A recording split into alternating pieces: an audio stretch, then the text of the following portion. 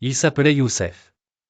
Ouvrier du bâtiment toute sa vie, il se levait avant l'aube, les mains encore usées de la veille, le dos courbé par les années passées à porter des charges plus lourdes que ses propres douleurs.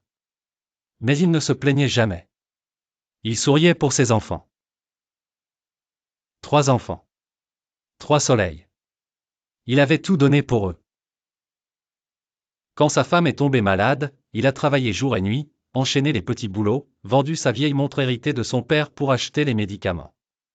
Il s'est endetté, s'est privé, s'est usé. Il leur a payé leurs études, refusant même de changer son vieux manteau troué pour pouvoir leur acheter des livres neufs. Il n'a jamais voyagé. Il n'a jamais pris de vacances. Mais ses enfants, eux, ont grandi. Médecins, ingénieurs, avocates. Une réussite. Il en était fier, le vieux Youssef. Et puis, le temps a passé. Ses forces l'ont quitté. Sa mémoire aussi, parfois. Il parlait moins fort. Marchait moins droit. Un jour, ses enfants sont venus le voir avec un ton sérieux. Papa, on pense que tu serais mieux dans un endroit où on peut prendre soin de toi. Une maison de retraite.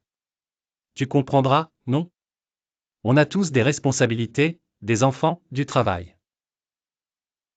Il a souri. Un petit sourire triste.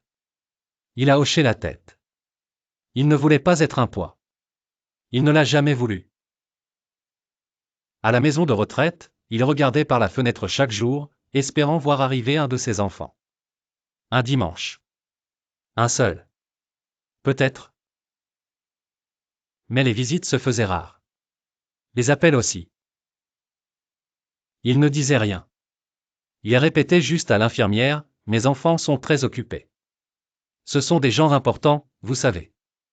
Je suis fier d'eux. » Et un matin, Youssef est parti, seul dans son lit, le regard tourné vers la porte.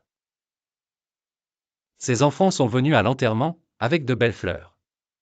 Ils ont pleuré, bien habillés. Ils ont dit, c'était un homme extraordinaire. Il s'est sacrifié pour nous.